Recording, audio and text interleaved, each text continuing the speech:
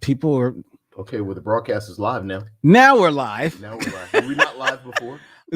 Something kicked us out for a second, but we're here. All right. Hi, everybody. What's going on, folks? Welcome to the Me Show Mission, 2 Men, 1 podcast, every black film ever made. My name is Len, aka the Bat Tribble. And as always, I'm joined by my partner. Hey, this is Vincent Williams.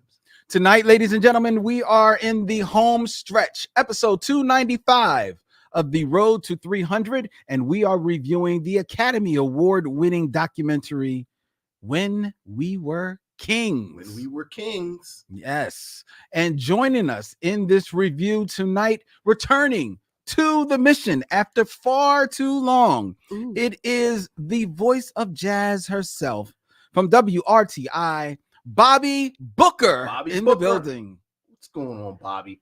Hey, ain't no thing but a chicken wing.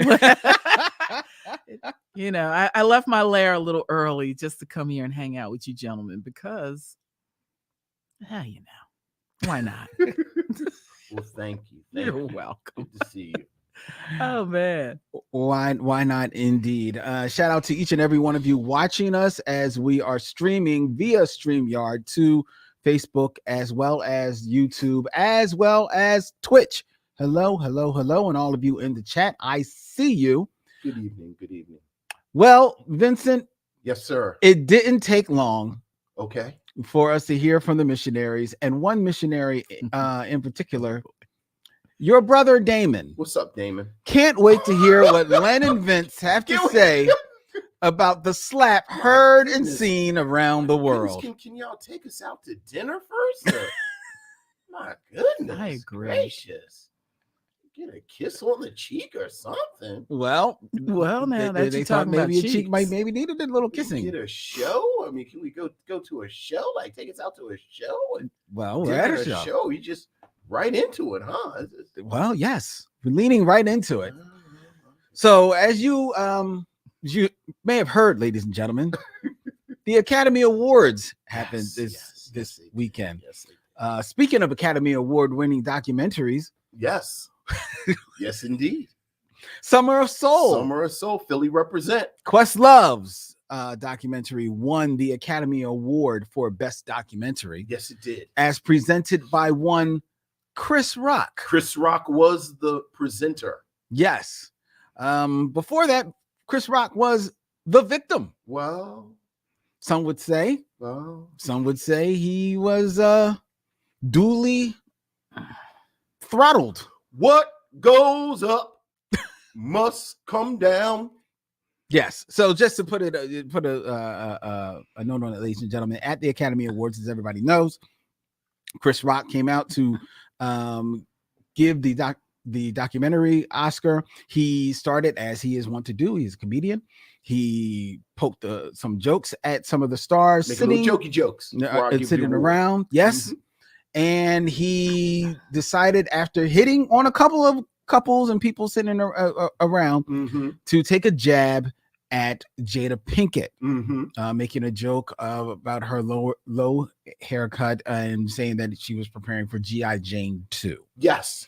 Jada Pinkett, who does suffer from alopecia, which is I would assume the main reason why she keeps her hair. I think it is 100% the reason why she keeps her hair. She's been quite vocal about that for a number of years. Okay, well, there you go. Did not take too kindly to his jab, and neither did Will Smith, who then proceeded to step to Chris Rock on stage and slapped him straight across the face. Yes, he did. Yes. And lest anyone think that this was a setup, a skit that was played out, Will Smith, after returning to his seat, proceeded to twice announce very loudly to all of the foreign broadcasts that broadcasted live for Chris Rock to keep his wife's name out of his fucking mouth. Yes, that is a direct quote. That is a direct quote. And he said it twice. He said it twice. He quoted just that in case, because there was some distance between the table and where Chris Rock was. So you have to make sure that people can hear you. He made sure they heard him in the back. Mhm. Yes, he Oh, made yeah. sure everyone heard. Oh yeah, So that is certainly what happened. That is what happened. no question. And people have been, it's been the talk of the town. I don't know if people have jobs. Because that's all they I were was doing. surrounded by so many people of leisure. I didn't know people didn't have jobs. Yeah, because that's all people have been talking about. Did you see this, Bobby? I must admit that I did not see it live as I was partaking in a similar activity. I was on Clubhouse, hanging out in a room that I had suggested that we hashtag the Oscars because I figured people will be splitting their attention. Mm-hmm. And boy, oh boy. So it's like I was peppered with a whole lot of opinions. I'm sure. Mhm. While this was going on. Right, So in real time. there's Twitter, there's Black Twitter, Mhm. which is its own dynamic, and then there's Clubhouse. And it was very interesting. Really? And not only the slap, which at that point you could only see and hear the full thing from, I think the first one was an Australian guy Yeah. who filmed it on his widescreen television. That was Yeah. the only available footage at the time that you could fully take in. And then maybe about 25, 30 minutes later, Will gets this award. Mhm. And so now the conversation is now taking a whole other turn. Right. He wins the award for Best Actor Right, for Best King Actor. Richard. King Richard. Yeah. I must admit, someone in the room did acknowledge that Questlove had won for Summer his Soul. Yes. documentary. And that was good to hear that acknowledgement. But I needless to say, I've got a number of issues with what happened. Because here in Philly, slap happens, and I was curious for one. There's just so much that we don't know about what is the real reason for this action to take place. Yeah, because there's been talk that there may be like some bad There's bit of bad blood between them. yeah, there's Chris guy. Rock and the It family. doesn't even. There's just so much that is unknown, and but I am of the firm belief that we watched a mental health crisis occur. Oh, really? I do believe that. I mean, it doesn't add up to be jovial and laughing, and the affable nature that Will Smith has portrayed over the course of his professional career in all of his arenas. Mm-hmm. This is a huge break from the character that he has exhibited, and a volatile break. Yeah, big. Especially with him bellowing and utilizing profanities Mm-hmm. in such a manner, Right. and doubling down on it. Yeah. Mhm. Oh yeah. There's to me that is definitely evidence of an emotional and mental health crisis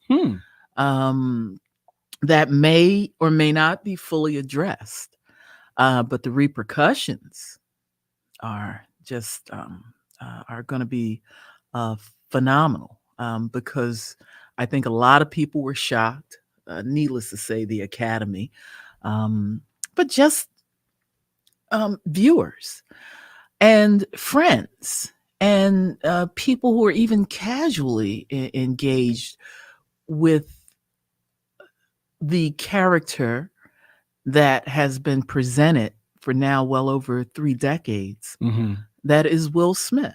Right. This is not that. No, not at all. No, And no. this is troubling. Dare say you may have expected to see shall we say, this exhibition of emotions during his red table discussion with Jada about entanglements. You might say that that was the beginning of the unravel, along with the time that he's invested in reviewing his life history to write his memoir. Yeah. And there's no question, when you write your life story, you're laying it all out there, and you are an open wound.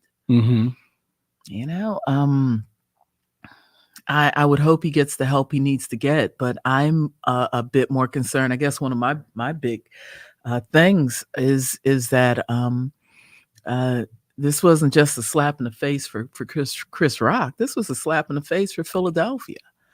As a person who heralds this city as his beloved place of birth, I'm of the firm belief that this should have and could have been handled in a very different way. And I haven't really heard anybody address, I've heard Philly folk like, yeah, that's how we know, that's how we do. It's like,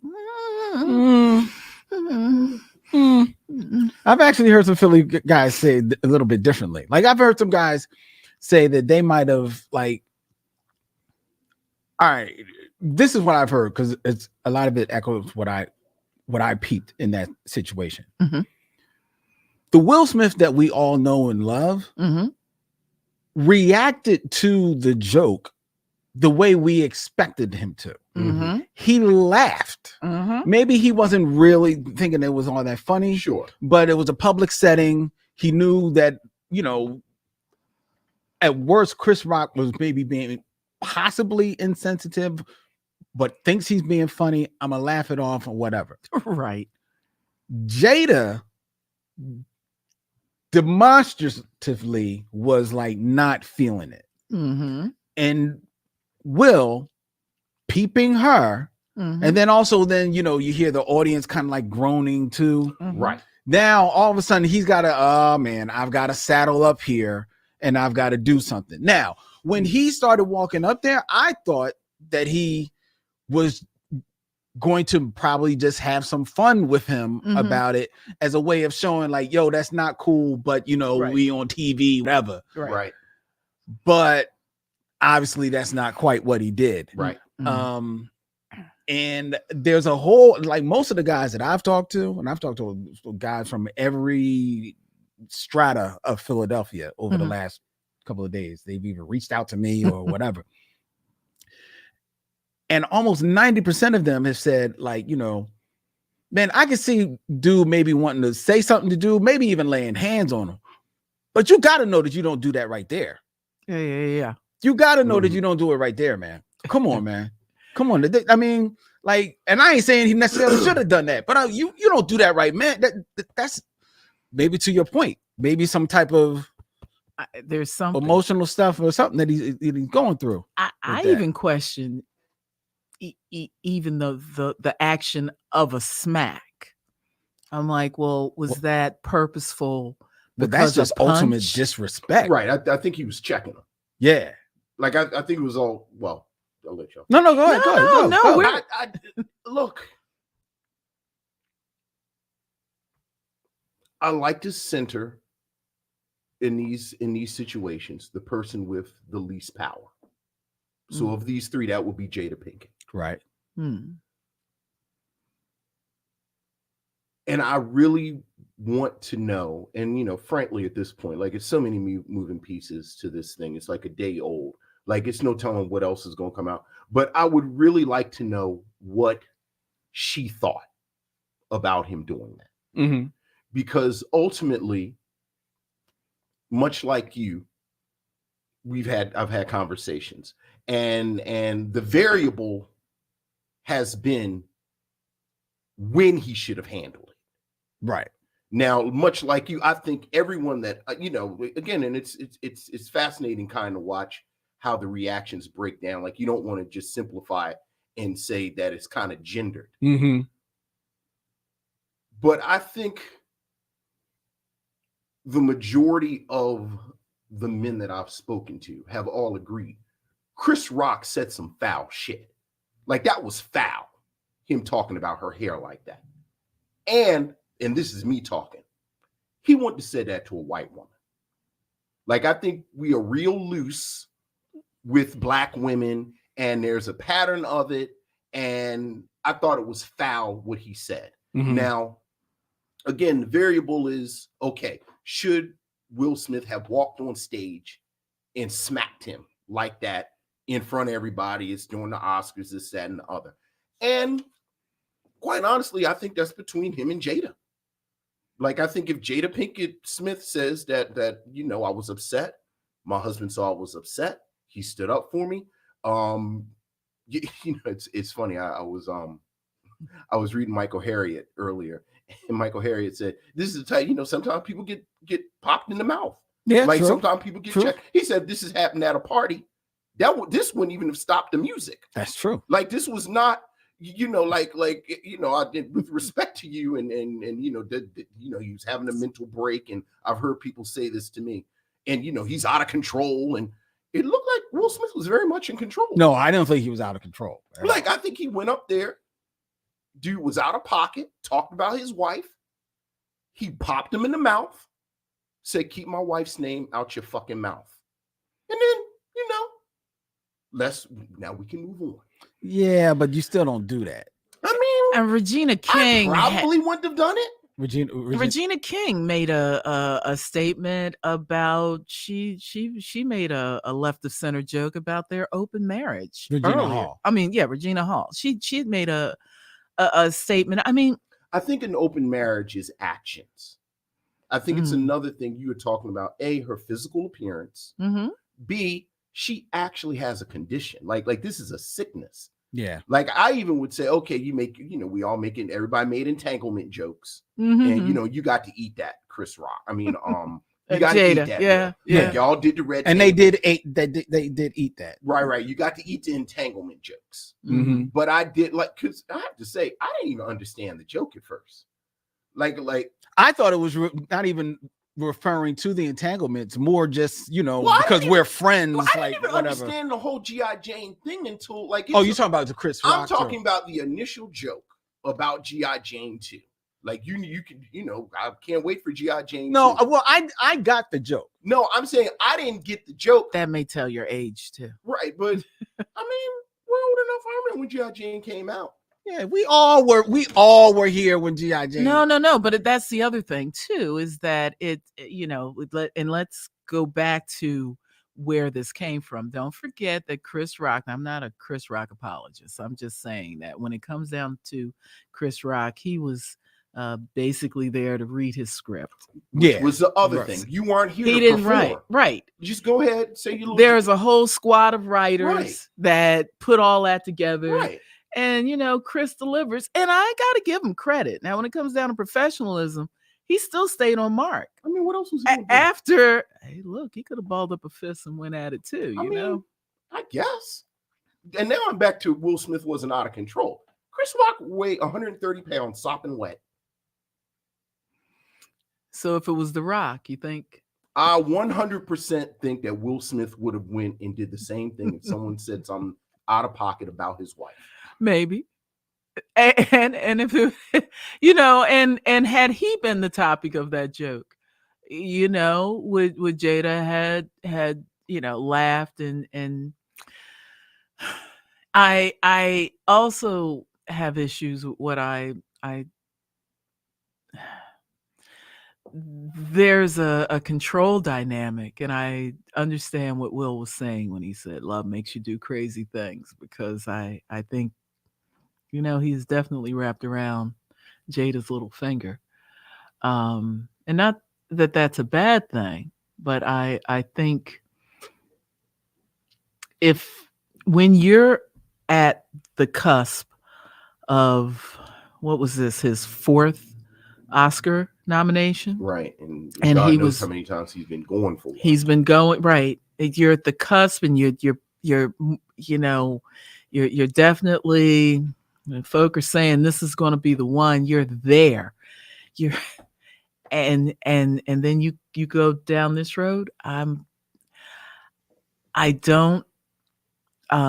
There's just something that doesn't add up, and I suspect it doesn't add up because there's so much more to this that we have no clue about. Now we do agree about that, but I do not want to take the spotlight off of Chris Rock, who began the series of events that led to this with, again, a joke that wasn't even a joke. I disagree. I in that it wasn't a joke. It was a joke. It wasn't that funny of a joke, even though I got it. Right. But it was a joke. And while he was sent up there to basically just read a script, he's Chris Rock, so they're also sending him up there. Hey, poke a little fun at people, right, and then get to your thing. Right. And until you show me some footage of him making fun of the appearance of some white women, like Chris Rock been making jokes for 30 years. No. What? So Well, okay. I can't. Whatever. I'm not saying that it was a great joke. I'm not saying I would have. It's the joke that he should have went for. I think that in the pantheon of jokes, that type of joke alone is just low hanging fruit. Like, you don't go there. I'm saying it was mean spirited. It was actually mean spirited. The Negro made a whole documentary about black women in their hair. Well, okay. I mean, is that not true? No, he did. I mean, he did, but it's not like he did it yesterday. Oh, so since he didn't make it yesterday, he's not aware of the relationship of black women with their hair. All I'm saying, again, speaking to both of your points about we don't know everything, right, is that I think it is, even though I'll be honest, I find it hard to believe that he didn't know about her alopecia. Right. But giving him the benefit of a doubt that he may not have known about it, the joke, as tired as it is, I think it's him just going through the room and just saying a dumbass joke. I admit it's a dumbass joke, but I'm giving him the benefit of a doubt. All them funny looking white women in there. Well, they're okay. I mean, no. Look, if we making jokes about people's looks, okay, but how you stop at Jada Pinkett? Okay, but first of all, and maybe I'm wrong, and God knows people are going to get at me, right? The joke is about the low cut, right? Which it was in the movie. I mean, yes, it's a stretch. It's a bad joke, right? But in the movie G.I. Jane, right, Demi Moore shaves her hair, shaves her hair like that. So that's what he's referring to. But it's not necessarily like saying like, oh, you look crazy there. He's not calling her like unattractive in any type of way. I think that's the implication. I didn't think so. I didn't think so. Be in G.I. Jane too. I honestly didn't think so. You and I both saw the joke. Yeah, I think it was a stupid joke, but I don't think he was necessarily calling her unattractive.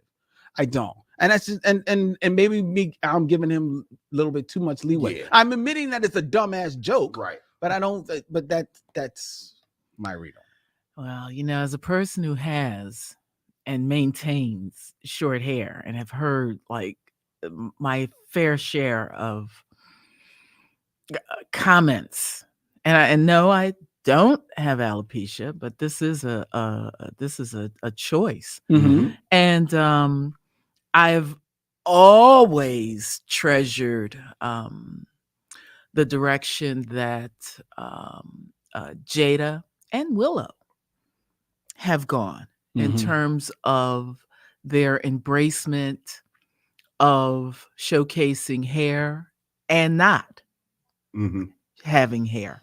And I think they wear their beauty well.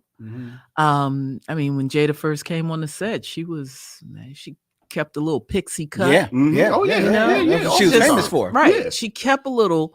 So I never really leaned into what having alopecia meant to her, because to me, she's just one fine woman that has always worn Her hair was on a shorter, and has just in everything I've seen her, it's been style, grace, and beauty, and I felt that those were attributes that she had passed, especially to her daughter.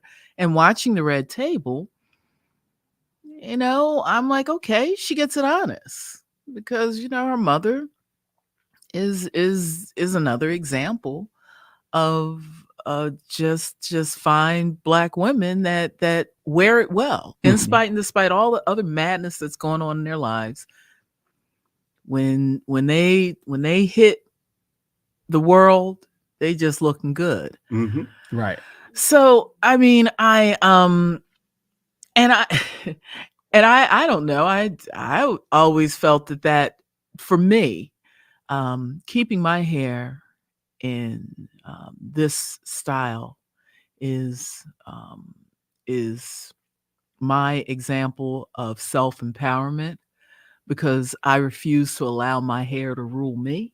Sure. And I just have a lot more things to do in my day and in my life overall than to worry about a curl. And I'm one of those folk, if it's not going to be perfect, if it can't be set straight. And so, I take my power back by doing this. And I always felt that in very empowered by what I saw with Jada, because I felt she carried herself well, and she's been leaning into where she's at with this hair by wearing jewels and other just enhancements that have shown the beauty of Black women that go back, I mean, millennial. Right. This is not a new thing for us. We've always leaned this way. This is so and when I think of G.I. Jane, I always think that was probably the most to me, that was another example of empowerment. When you can make that move and get rid of those locks, then you exhibit another example of power within yourself. But I obviously am not the norm. Right. And while I agree with you, I'm going to stick to this point. I don't think that was the spirit in which that joke was told. Well, just looking at the chats, because the missionaries are having their say. Farrell Blackwell says that he believes that no way was the joke mean-spirited.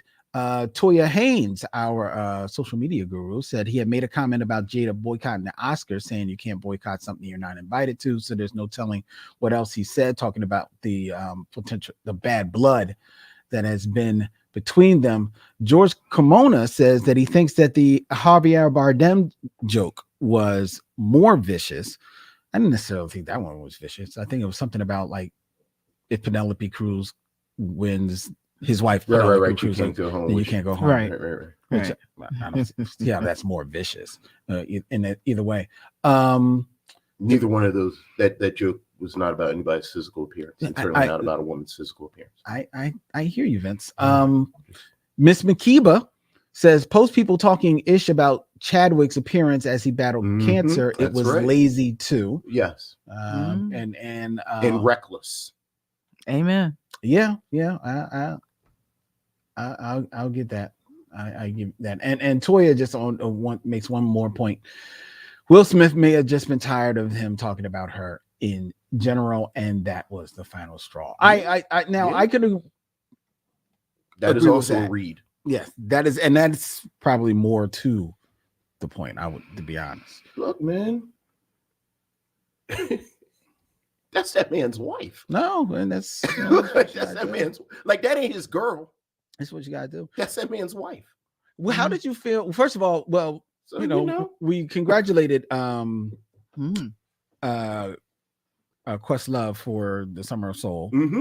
Let's now congratulate Will Smith on finally achieving his dream. Absolutely. Winning the Oscar for Best Actor in King Richard. And Good for him.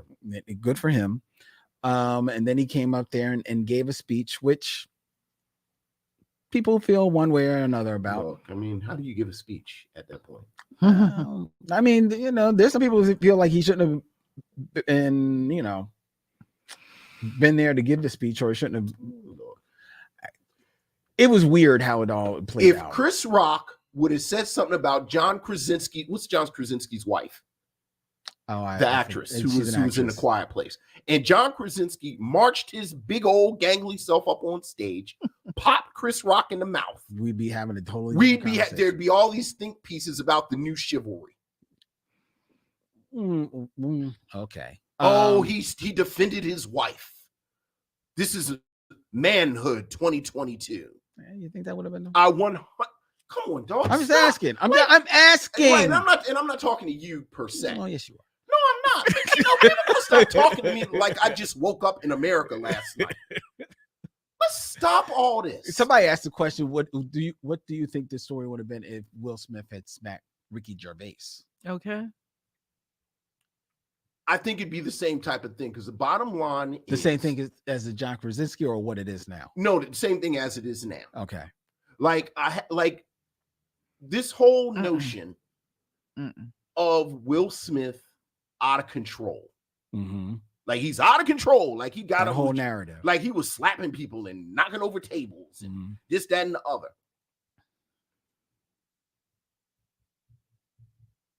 I don't like the implication that what that man said about that man's wife was not reason enough for dramatic action. Is where you start. That is between that man and that man's wife. Okay. But it does sound like you're justifying what happened. It sounds like that to me. I'm not justifying anything because I don't know what Jada Pinkett thinks. What I did think though, like as soon as I figured out what was going on, because I didn't see it, like I was watching like the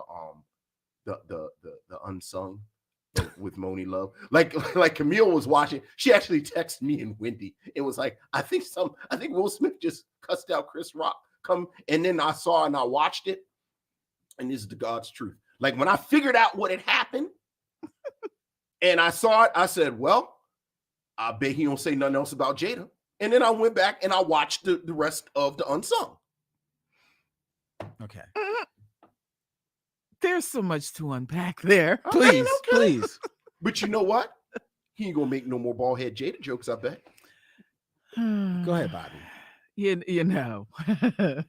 Well, so how is that unsung? Just, You know what? It's fascinating because Moni Love has had this really interesting life. She has.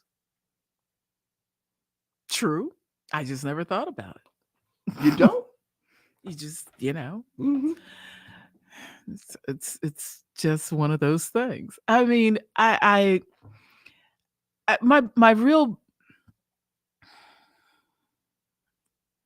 problem with what happened is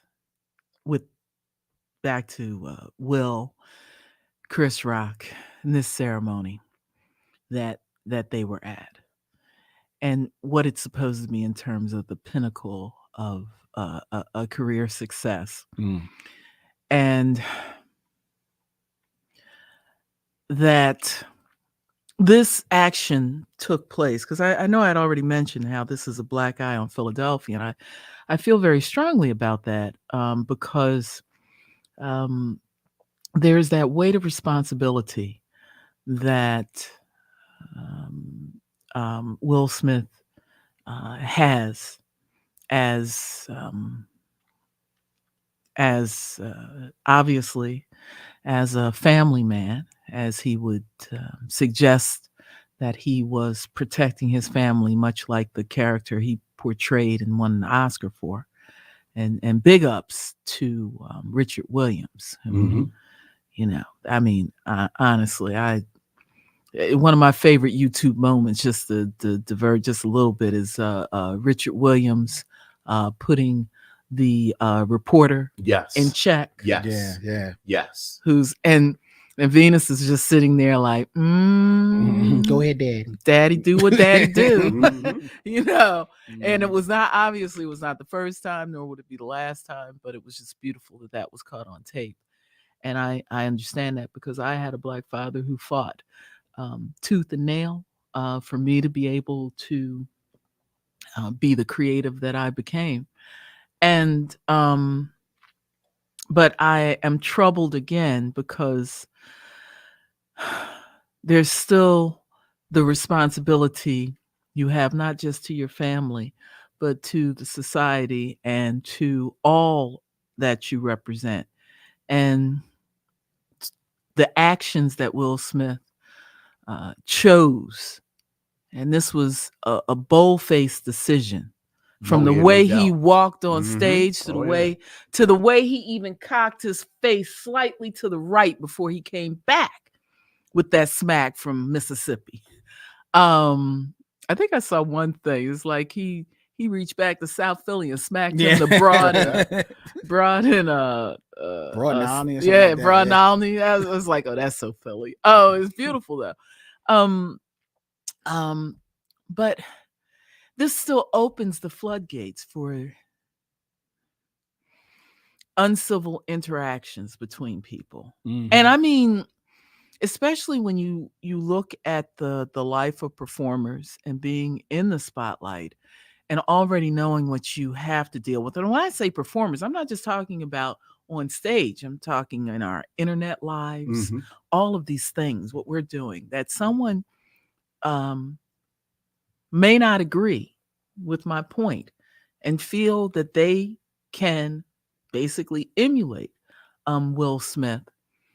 I believe he's opened a door and set a dangerous precedence for things that we may not even see unfold. And he knows this based on the remorse that he has expressed, based on how he has now responded. And to add to it, Jada threw her 2 cents in earlier today with a tweet that said, you know, if this is healing season, I'm here for it, you know. I'm just like, there's so much. The trickle down effect could cascade into something that will flood our society in ways that could have been avoided with a bit more emotional intelligence and just outright social responsibility. But again, why does that have to start with him? I think he carries a heavy weight in that regard, and it should start with someone. Well, I mean, you know, we all started the process. But you know, I'm not at all mad at Chris Rock for doing his job and maintaining and doing his job even through the end, even though he was a little flustered and messed up some of those words leading into the rest of his stuff, naturally so. But he still stayed the course. He did not fight fire with fire. And I think the actions were too extreme for the situation that was at hand, especially for what it was overall. And I don't know if there's any amount of remorse that can be expressed by Will Smith that will resolve this, because this has been let out the gate. And sadly, one of the things that really bothers me is the impression that this gives to others outside of the Black community. Knowing what the Oscars had been going through to change their dynamic from the hashtag Oscars So White, you know, this is not exactly the notion that I felt would. I would never in my wildest dreams would have imagined something like this occurring to make the Oscars oh so Black. Oh, And Bobbi, that come on, these is people have no moral authority to judge us because of this. I mean, I don't think that's fair at all if we're talking about representative. I think if Will Smith is representative of us, and he is, then that means that white people have to be representative of all of them. And certainly, I mean, these people. How long ago did we do Rosewood? How many days ago was that? That was about 2 weeks ago. Like, these people burn down towns and murder people. I over understand lies. that. So, And because of all of what this is, because of the optics and everything, it will become that. I think one of the more pivotal pictures I've seen that came out of the post Oscars party at Vanity Fair was the dichotomy of Will Smith dancing to Getting Jiggy with It.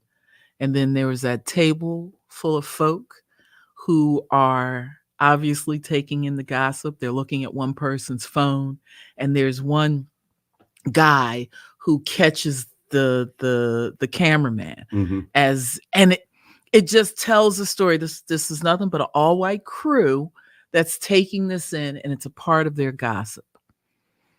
And it is unnecessary fodder.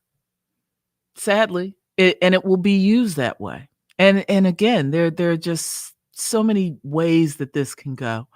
I think one of the more and probably won't get the play that it deserves, but I have always appreciated Kareem Abdul-Jabbar, who is a very thoughtful writer, and he's addressed this issue. Yeah, I read his essay. And I think it's one of the smartest pieces I've seen about it, because it puts all those cards on the table, and again, it's going to be hard to put this horse back in. The Oscars have been forever changed, and there's no getting around it. And I'm going to hope, with fingers crossed, that it's for the better. But I suspect it will not be. Yeah. I just want to take a moment. I helped produce. They actually recorded here in the Bat Base this other podcast called here in Philly called Black Women Are Scary, which is where Black women come in and read original, science fiction horror stories that are written by women, and they read it and it kind of like in a like a performative way, and then it gets edited with a soundscape and everything like that. And I think what you were saying was great, but I stopped listening to it and just listening to your voice, and I was like, I'm going to put you up for Black Women Are Scary, because your voice was I just did a job audition. This is what we're dealing with. Yes. We're trying to have an actual conversation. And y'all did have an actual conversation. We are. We're trying to save the world in our own small way. We're just trying. Be agreeable in our disagreement. And you were. Which is what I like. And you were. I'm so glad. And meanwhile, I'm getting you another job. Okay. So anyway, let's move Here on. we go. Here we go. Let's do what we came to do, boo. And that's exactly what we're going to do. Suka. Which is, oh my God, I'm about to go to Derville Martin, but we actually have listener mail that we got to get to. Missives from the missionaries. We do. Where are you going? You look like you're actually about to reach for a mailbag. I was looking for my phone because that's where the emails were. That is the mailbag. This is our mailbag. And now people are sending letters. This is indeed the mailbag. My dearest Vincent and Lynn, as I sit here on the front and I hear the bombs bursting in the distance. Okay, all right. I find myself thinking of the afternoons we spent. All right. Okay. The afternoons we spent. I love it. You are now digging. Whatever. Anyway, we got that was a slick segue. I gotta give you credit, yo. Thank you. He's a producer. That's what him is. Be producing. Let him do what him do. We got an email from I have the person's name, Ellis Heron. Hey, what's up, Ellis? Wrote us about the Twa effect. You weren't here, Bobby, but we reviewed Twa. Twa. Are you familiar with the movie Twa? No. Just so y'all know, I'm not that person. I don't watch. Well, I do watch. All depends. That's another story. Okay, all right. TMI. Should have been here for the 12 episode. Oh, what happened on Twi? Let's get a hold of her WhatsApp account. Anyway, let's go. Ellis Heron writes, "Hey fellas, I'm sure you know why I'm writing. First off, Vince, you could have gotten to Kenya Moore a little quicker." Oh, how so? Allow Ellis to tell you. Yes. Damon Wayans was in Hollywood Shuffle as part of the segment where Robert Townsend was a private investigator. So Damon Wayans was in Mo Money with Marlon Wayans. Marlon Wayans was in Senseless with Kenya Moore. Oh. So you could have used the Wayans connection. The Wayans connection. Probably does take you to a whole bunch of places. Yeah. Next, I'm with you about Gary Dourdan. Yes. Before this movie, I merely knew him as Shaza from A Different World. After this movie, I only knew him as Shaza from A Different World. So when I saw him on the poster, I didn't even recognize him until I actually saw him in the movie, mostly because I realized he had finally cut off his dreads. Also, I never saw a trailer for Twa when it came out. The only would be a twailer. The only marketing it had was on a hip-hop radio station I listened to when I was going to school in Mobile, Alabama. And that marketing only lasted a week, maybe two. Still, like it was pointed out, the theater was packed. Mm-hmm. And I have to agree that I didn't see Jermaine's boy being behind everything. They really threw us off with how much of a jokester he was. Surprise, it's me. Who knew he had such a dark side? Plus, I just took it for granted that Jasmine would already know about him, but like you said, he was never in the scene with her until the end. Lastly, I beg to differ that the fun stops with Twa. Granted, Twa 2 was Pandora's Box. Pandora's Box was a disappointment, but I would say the fun picks back up a little with Twa 3: The Escort. The Escort, because now it is a series. I'm frozen on my screen. Is everything cool? Everything's cool. All right.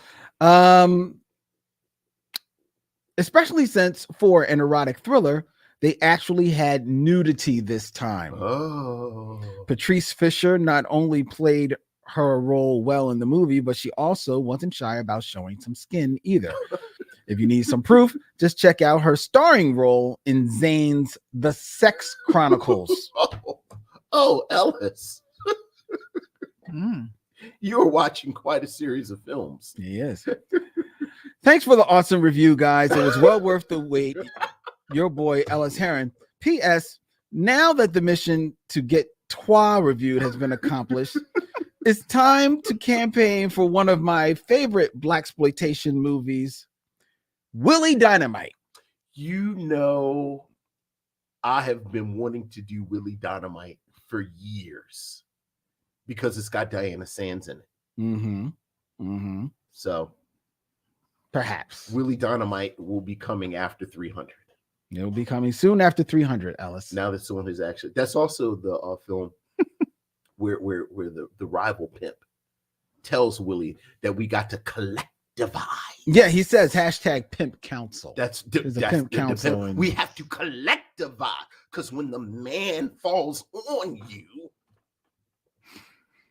we all go down. Said Willie, you lack vision. He's the greatest actor in the history of cinema. The guy who plays the rival pimp in Willie Dynamite.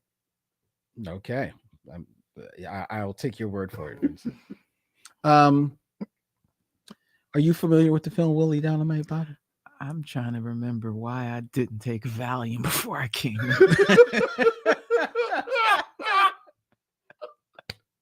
Just even you out. Just even you out a bit. Emotionally, I feel like I'm a rag doll. I'm going like one extreme. I was about to say, Bobby, you gotta keep up. Now we go all over the place. Oh, I'm keeping up. I'm just like, oh. All right, Vincent, are you ready? I am ready. It is time, Vincent, for the game show that is sweeping the nation. Sweeping the nation. Oh boy. 6 Degrees of Derville Martin. 6 Degrees of Derville Martin. And you've got your lifeline here in Bobbi Booker. All right. It's me and Hashtag you, doesn't Bobby. watch things. It's me and you. Yeah, It's me and you against Derville. Vincent, Yes, sir. in 6 movies or less. 6 movies or less. Get from Derville Martin to James Cagney. James Cagney. Yes. James Cagney.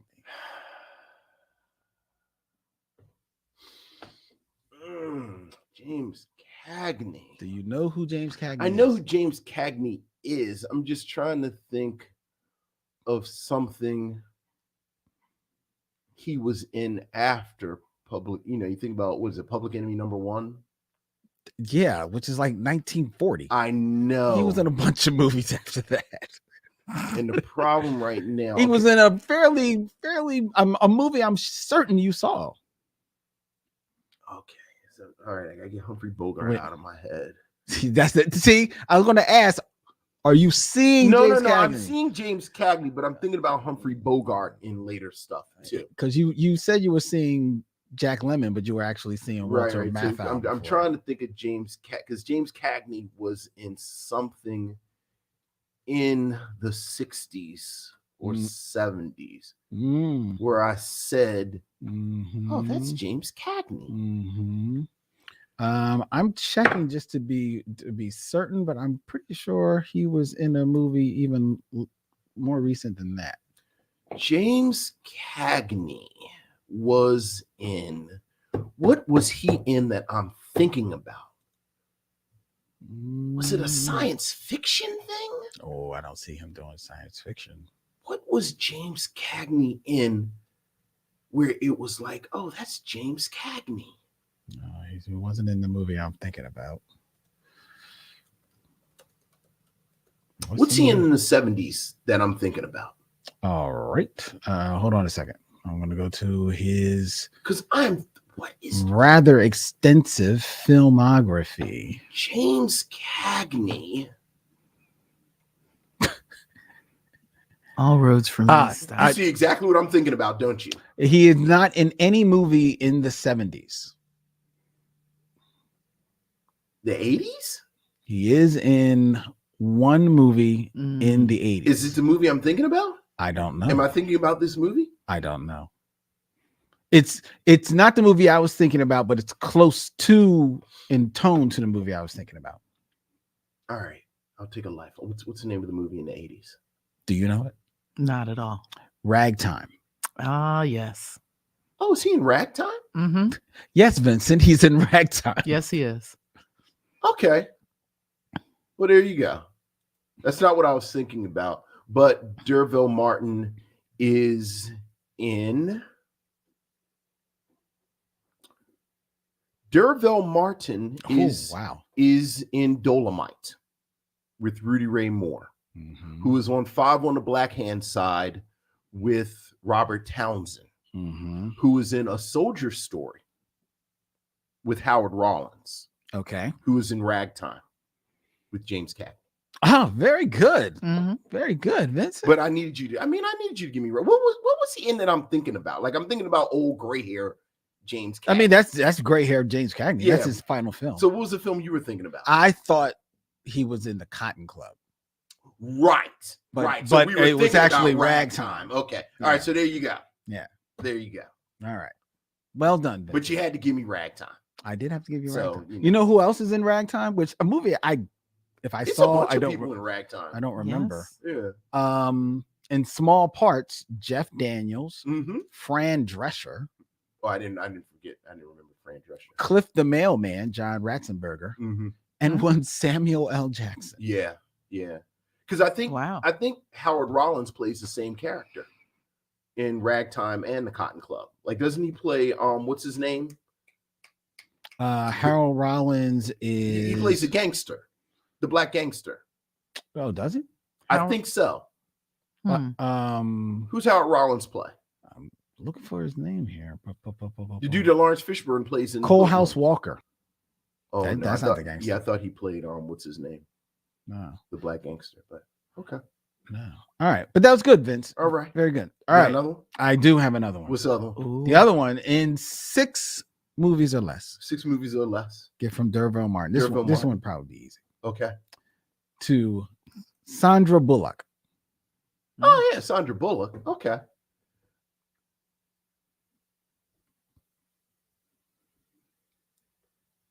Well, let's have some fun.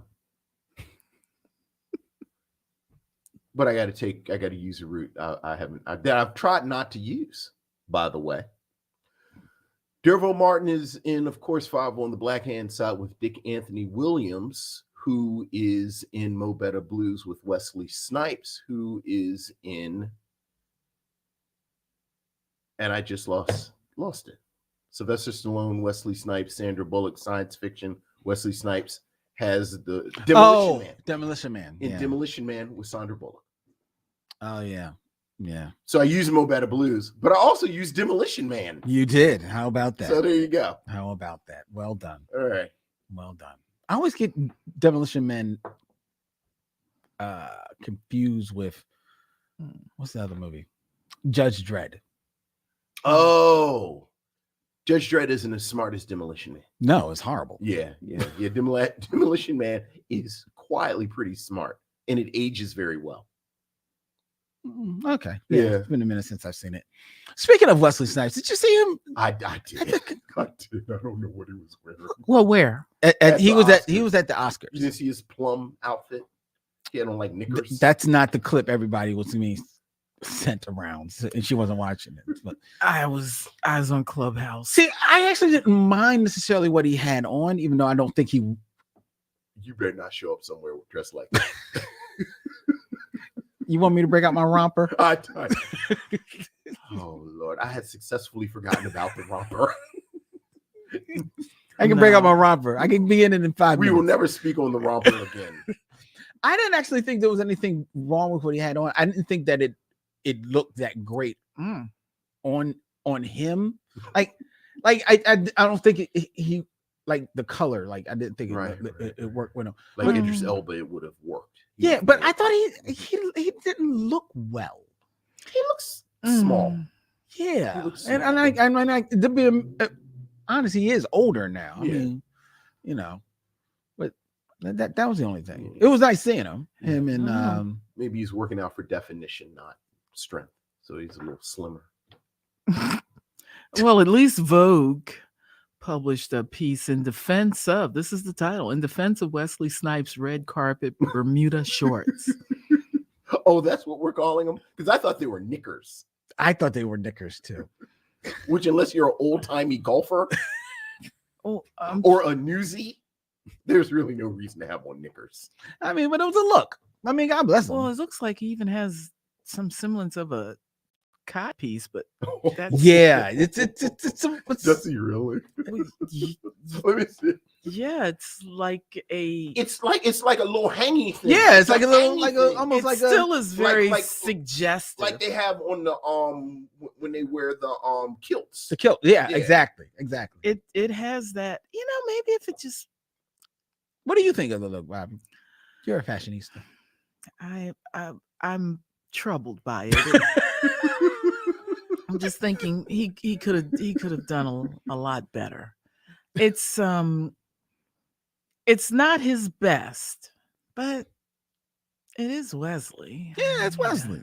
I mean, ain't no question. And he's a bit hairless nowadays, I see.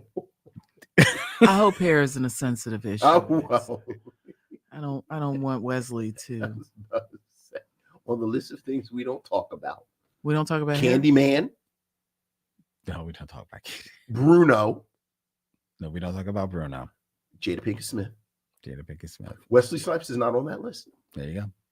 Oh, okay. So have that there. Have at it. Oh, okay. I mean, Wesley does what Wesley does. I mean, how old is he nowadays? Oh wow, Wesley, he's got to be pushing 60. That sounds right. I thought he was older than that, but I mean, at least. At least. I mean, Look, Waldron says, Bobbi good. Booker, your voice is everything. Oh, darling, thank you. I appreciate the compliment. I really do. The voice of Philadelphia Jazz. Well, every time I hear you, I go, "Hey, it's Bobby," which kind of takes away from the effect. Like Bobby say, here's a little something from Miles Davis. And I'll say, hey, it's Bobby. So the next, I don't know if you're on tonight. I'm on tonight. All right, so when you come on tonight, and you come on, hey, this is Bobbi Booker. And I want you to imagine me going, hey, it's Bobby. Okay. Okay. Can I get that in a loop? I'll send it to you. Please do. It's a lot better than what I normally receive, which are folk telling me I'm usually talking to their cats or their dogs or escorting them to that 2:38 a.m. restroom visit.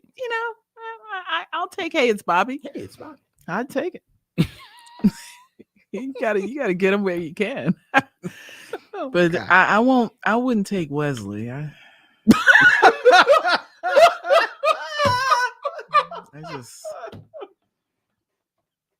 would have to leave him. I mean, honestly, I feel like giving him my car keys. I don't. God. This is just. Vogue can defend them all they want, but I think his style is aired horribly in regards to the direction he should take. Now, is this going to the Oscars or to the party? Let me see. Is this heading to no? the That's no. Let me see that again.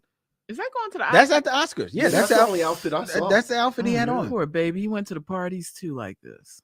Well, I do think, unless you're a certain individual, and you can argue whether or not Wesley Snipes is that individual, you do maybe age past a point where you can be as extreme with your appearance. Yes. You know what I mean? Like, and I don't know if Wesley is that. If Wesley was that individual, I think his time out of the limelight has. Is there something wrong with a well-tailored tuxedo? Like, did I miss that announcement? There you go. That a well-tailored tuxedo. There's nothing wrong with is that, but still not the pinnacle of menswear. But I understand people wanted to jazz up, be a little different.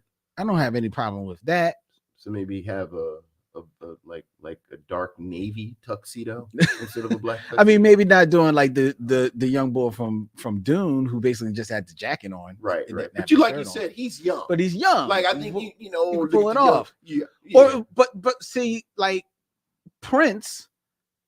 God bless. Prince, that's what I'm saying. Right, he's Prince. But in Wesley, there was a time. I think if Wesley never leaves the spotlight, like he did, maybe he could still pull that off. Just so like Wesley Snipes, you probably get a new one every 6 months. Like, go to your tailor, get a bespoke tuxedo like every 6 months. Who says bespoke? I mean, stop being fancy. Stop showing off for Bobby. Nobody says go get a bespoke. I thought that was you. It is just me, Bobby. Oh. Yeah, just bougie Vincent. No one says bespoke. Who got the fancy doorbell, Bobby?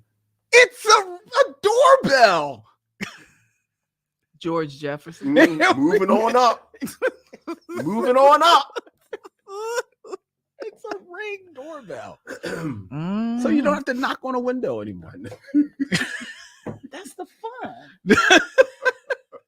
You got to tap. Right back to use a coin. You always feel like you're going to a speakeasy. Use a coin. Like you have to knock and give a signal.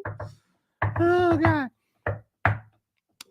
George Kimona says that maybe Wesley is shopping around a cameo biopic.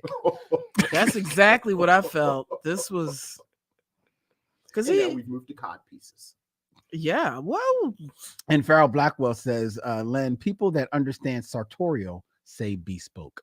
Well, I understood. Enough out of you. All right, let's go. All right.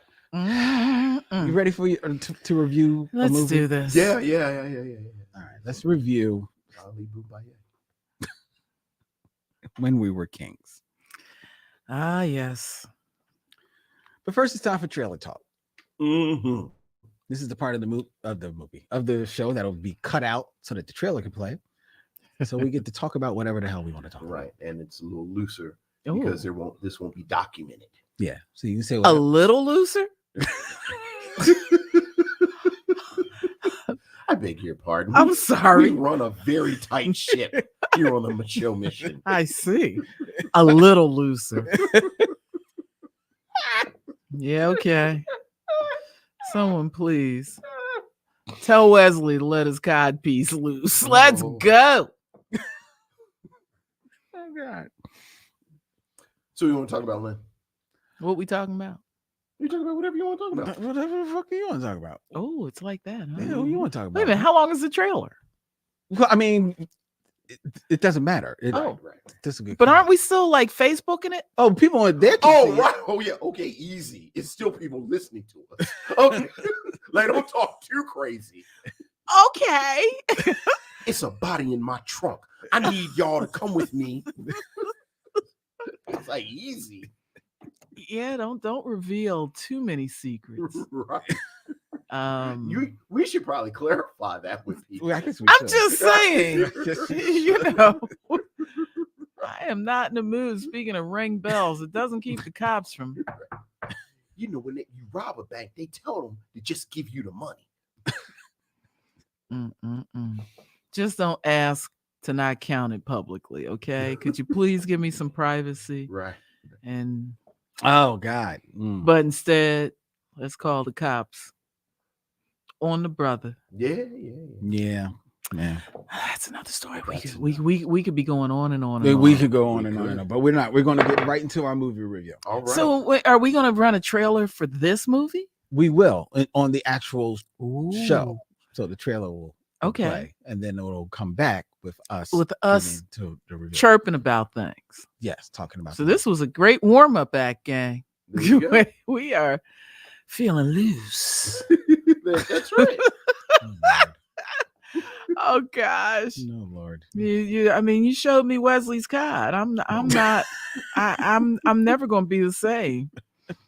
You know, you stretch out the in the D in Wesley's cod just enough that it concerned me. Let's get into our review, Yes. shall we? Yes, All right. please. I'm sorry. When We Were Kings, a 1996 documentary film directed by Leon Gast about the Rumble in the Jungle heavyweight championship that was held October 30th, 1974 in Zaire between world heavyweight champion George Foreman and Muhammad Ali. It features archival footage of celebrities including James Brown, B.B. King, and promoter Don King. In the lead up to the fight and accompanying the Zaire 74 musical festival, alongside interview footage of Norman Mailer, George Plimpton, as well as Spike Lee. This film, which took Gas 22 years to finance and edit, was released to strong reviews and won the Academy Award for Best Documentary Feature in 1996. Joining us for our review on this 295th episode of the Michelle Mission, Bobbi Booker, what do you have to say of When We Were Kings?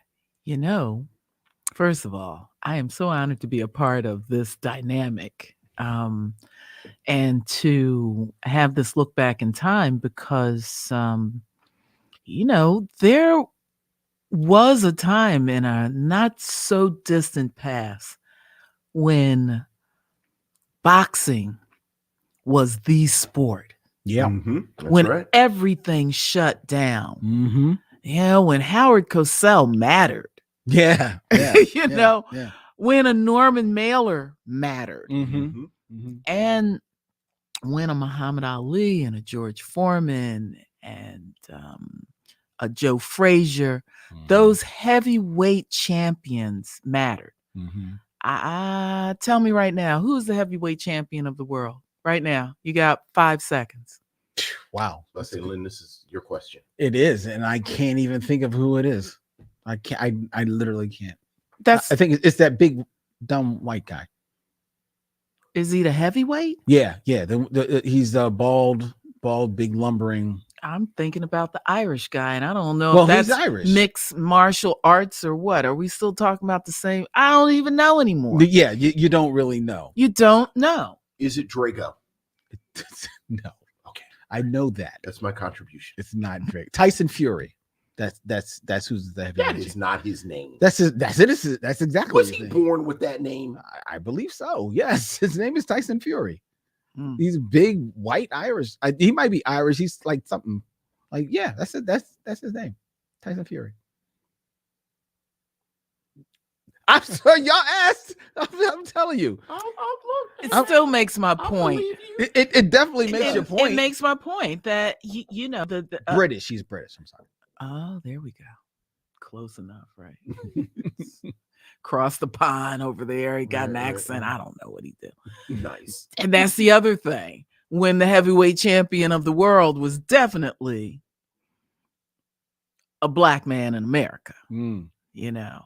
And I mean, this was so, you know, as a person who doesn't really watch movies that much, I see my share of things. And this opportunity came about to discuss something. I'm like, well, let's talk some real talk. Especially what went into maintaining this little slice of American and Black American history. That it took so long to make this movie is this documentary. That says a lot, especially knowing who the subject is. Yeah. Wow. And there's so much that is a part of this documentary, and there is so much that is not a part of it. Oh yeah. Interesting. Well, I mean, you know, if you grew up with Ebony and Jet in the house, you know what's not in here. There's a whole ton of stuff that's not in this movie, and I'll say it's good because all of those other matters would cheapen the impact and the overall message that this documentary makes, because it really is a Black Power statement. You know, at the apex of so many wonderful things musically. I mean, you mentioned a couple of the acts, but I mean, Felipe Wynn leading the Spinners. I'm Going Home. Yeah. I'm like, there's that brother. He can do no wrong in my book. You see Bill Withers, getting off the airplane. Miriam Makeba. Okay. Yeah. Pointer Sisters for a minute. You blink and you For a miss. blink. You're right. Yeah. You're right. Just like that. So we're talking some of the Pointer Sisters. If we can go back to Unsung, we need to talk to them. Yeah. Is that they are criminally? Oh, absolutely. You know. But that's the unsung. I know, but I'm just saying, Pointer Sisters, period, are just criminally overlooked. Coming back around. Come back around. We're here. All right. But when we were kings, it really just was that it's a time capsule for me. It is. Mhm. Yeah. It just goes back to when, and it's aptly titled. Because it says so much, because you know what happens with Ali on the other side of that. Yeah. Right. It is the beginning. This is really the beginning. The beginning of the unravel. Yeah. You know, the start, and also the beginning of George Foreman's transformation as an entrepreneur. Yeah. Well, yeah. I mean, you know, when you say George Foreman now, pushes him into it. right? Yeah, absolutely. You know, I mean, do you look throwing $5 million on the table, even if you're walking away with just half of that? That ain't a bad way to redo things when you come back to the States. And he continued to fight for a good while. And it's also just amazing to me that George Foreman is no more now for cooking product.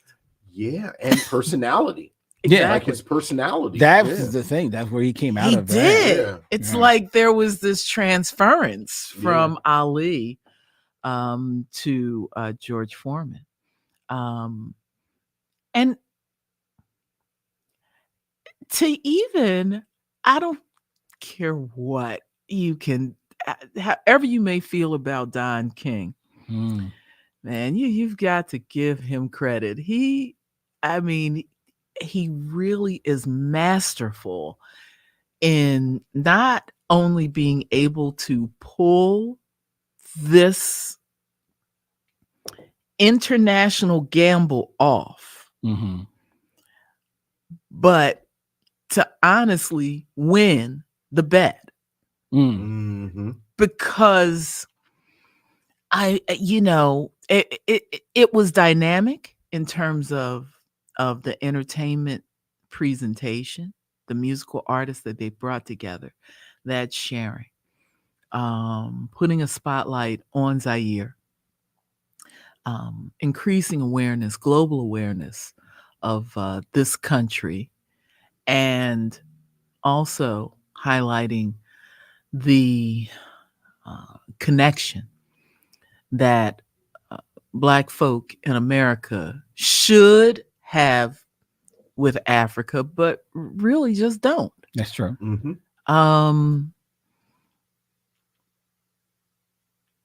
And it is also something that has never happened again and would never happen again. Right. Like all of those pieces. Yeah. All the stars converged in a way that, how do you get them to converge like that again? Yeah. I mean, Don King is a wonderkin. No matter what. I mean, and dropping Shakespeare. Yeah. I actually I'm loving it. Wrote down one of his quotes that he dropped on there. Ugly and venomous like a toad, but wears a jewel on his head. I'm like, when he's speaking about adversity in this movie. So I'm like, and that's just the one quote they pulled. Right. Yeah. He's full of them, but he's full of something. Yeah. That's what. But that's also, that speaks of a lot. Of the education standards of the era from which he came from, the opportunities that he obviously embraced during his collegial stay in prison. That's it. I think that might be more too, though. But think, even your basic education, right. This is all stuff that would be a part of your dynamic at that time. Absolutely. True. So, and more importantly, the surprise, shall we say, on the white reporters' faces as they decipher. Yeah, what he's saying. Yes. Because he's breaking it down. He is breaking it down. But this is a very important movie that I think stands the test of time, and again proves the reason why documentaries are important, and it lends itself even to what we had touched upon earlier. You see its direct descendant in what Questlove pulled off. Yes. With the Summer of Love, Summer of Soul, Summer of Soul, which basically languished.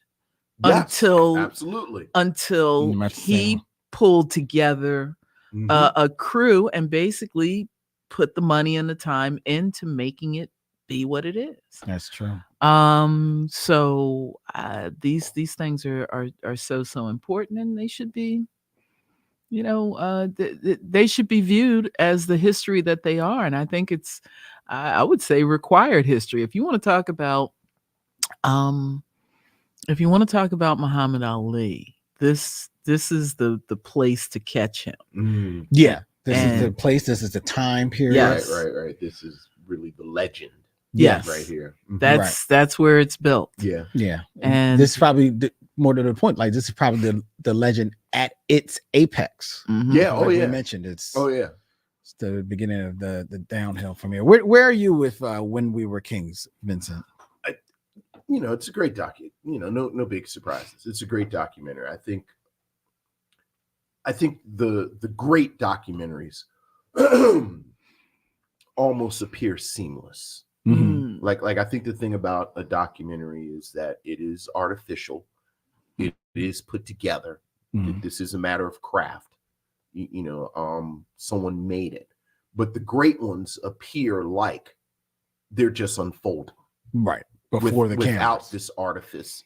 And the strength of When We Were Kings is you said, Bobby, is the footage itself. Like the fact that all of these players were caught at this moment. Of course, obviously Muhammad Ali and George Foreman, but Don King, very much in his formative state, right? Bundini. But Muhammad Ali's great manager, one of my personal favorites, Mustache James Brown, BB King. Like there are all of these figures that you see at this moment. The Rumble in the Jungle, even by 96. And I'm not. Everyone knows I'm not a sports guy, but there are epic sagas in sports that transcend the sport. Yeah.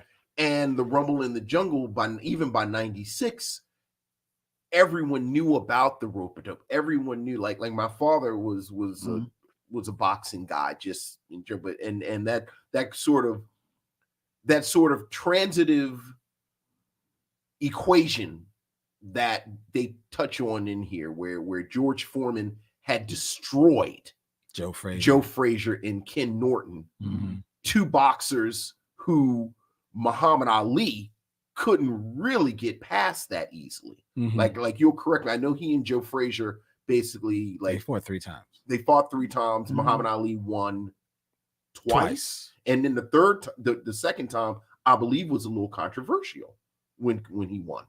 In the second fight? I know he won 2 out of 3, but like those were the great foes. And then Ken Norton, did he beat Ali? No, but Ali beat Norton. But he had it was a fight though. But it was a hard time. So yeah, you have this great almost David versus Goliath dynamic. Yeah. I have to say, one of the most affecting moments for me this time around is that sequence early on where Howard Cosell is talking about this upcoming fight. And again, but there are all these great figures in sports. And Howard Cosell and Muhammad Ali had this very kind of complicated relationship. Yeah. But it's sort of rooted in mutual respect and this and other. Where you can see the concern that Howard Cosell has about this. And then to watch it unfold and turn into, this great victory of Muhammad Ali, it's a great story. Like it's a great story. I think there's some things I kind of picked up this go around. Speaking of Summer of Soul, that I think could have, if it was made now, I would, there are choices that I think maybe they would make that they didn't make in 96. Really? In putting this together. But overall, this is one of those episodes where we watch a film and the film is so solid that you have the luxury to kind of pick at it a little bit. Yeah. Because, overall, it is good. It's good, and it's almost mandatory that you watch this. But I think the thing I came away with watching this film this time, and maybe I felt it the first time, but I don't remember. And first of all, I think Muhammad Ali is one of, if not the greatest boxers of all time. I think he is easily one of the three most important sports figures of all time. Right. And then you can make arguments where he stands in the pantheon of just people who have roamed the planet, Mhm. right? Or where he stands, right? And I think for people, younger generations who maybe don't get an idea of exactly why that is, because maybe in their mind they just see this boxer, maybe in their mind they see him as this boxer who ultimately, if you just looking at the stats, you know, he lost a few times because the later years and everything like that, you see him maybe hanging on way too long. This is the film that gives you everything that is Muhammad Ali encapsulated right in this film. Right. You get snapshots of the origin of Muhammad Ali, from Cassius Clay to the braggadocious young boxer who then defeats Sonny Liston and then pummels his way to the world heavyweight championship. Then you see what the point that takes him into the history books and his stance against Vietnam, and refusing to go to Viet Cong because the Viet Congs ain't never called me a nigga. Yes. So and you see a great shot of him taking that stance, and you know, that stance being resonated with him sitting there with Jim Brown and Bill Russell, sports figures of the day by his side. You see that he goes on speaking tours all during that time, you know, as a way of, yes, getting some money in his pocket, but the way of also of spreading his message. Right. You see that he is a man who touches history. You see him with Martin Luther King. You see him with Malcolm X. You see him with presidents and luminaries in the North, South, East, and West. And if you think that was just that pocket of time in the 60s, then you cut to him in Zaire. And yes, as braggadocious as he's being about his skills, as braggadocious as he is being about the fight and denigrating to George Foreman, and as much as he's, you know, like taking jabs at Howard Cosell and this and that person or what have you, he is also embracing where he is. Right. He is also he hears that this entire community, this entire country has come out for him, and it is not lost on him, you know, what he represents to them. You know, he doesn't take that for granted, you know.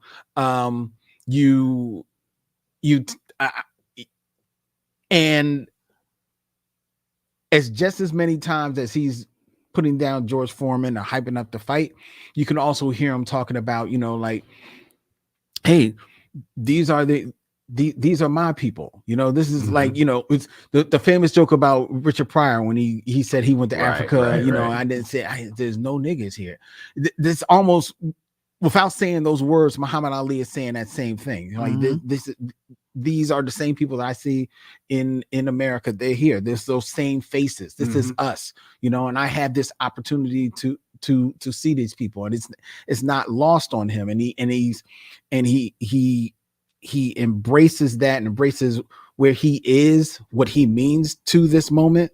And, you know, I thought that was very powerful, because there are times when I've seen him say things like that, maybe in America, maybe in different settings, and part of me is like, he's just saying stuff. Right. But here it comes off very, very natural. It sounds authentic. It sounds like it is truly him, right? I think there's a real cute moment where, like, some reporter, I think it's right before he's about to get on the plane to Zaire, ask him, you know, like, what do you want to say to the people out there who, you know, who follow you and support you and everything like that? Well, I want to say to the kids, you gotta fight Mr. Tooth Decay. You gotta stop eating the candy. I was like, what? Muhammad Ali's giving us a Saturday morning cartoon special, right? but I ain't even mad at you. And then pointed to 2. Yeah, I got it. Yeah, because I got these 3. You don't want to be like me. You don't want to be, you know. Well, the sugary cereals were real scorched. It was. To the youth. That was a problem. So this was an issue. It was. As I Definitely an sat issue. with my big bowl of Frosted Flakes, I See? know it was an issue. So you need to listen to the champ. I need to listen to the champ. Yeah, I needed to listen to the champ. Well, I didn't like Wheaties, so Yeah, I didn't. yeah. So there it goes. So I watched that, and I embraced that. And then the other thing I thought was interesting was the juxtaposition against George Foreman Right. in this movie. Now, to be fair, Muhammad Ali at this time is 32 years old. He's not in the boxing game, he's not a young man. No. And considering the life that he has led, he's probably even older than his 32 years as far as the wisdom goes and the things that he's done and seen. George Foreman, conversely, is 10 years his junior. Yeah. You know, and very much a 22-year-old newly champion guy. Not the most urban cosmopolitan figure at this point. Right. Doesn't really get a full grasp of the situation. I thought it was very, one of the things they pointed out, he shows up in Zaire, you know, with his the German Shepherd. Yeah, exactly. Which is the same dog that they use, the Germans used. Right. And so it I was wondering, where are his people? Well, see, like, why didn't somebody tell him that? But you know what? First of all, the dog was his friend. The dog is, well, yes, that.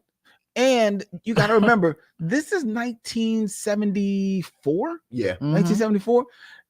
A lot of that information is not as super readily like at your fingertips at that time. You know, like back then, this information like that is being sold door to door in encyclopedias. Right. You know, hindsight 2020. Right. Okay. You know, that's fair. Yeah, and 22 years old. He, you know, look, man, you saw how. Yes, look, George, God bless him. He was a George Foreman. Yes. Just like, why don't they like me? I'm darker than him. No. Like, really though. That you want to jump back in, Bobbi? No, go for it.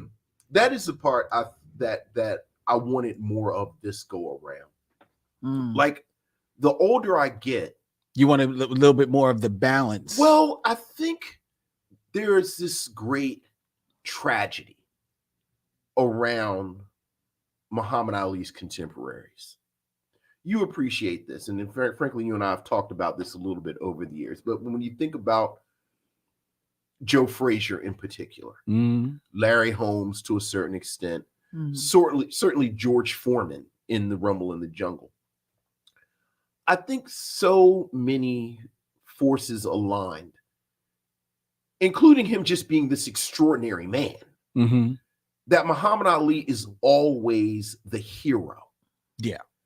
But for him to be the hero, it has to make the opponent the enemy. The opponent is the end. Like, you're the villain. And I wanted, like, I really did want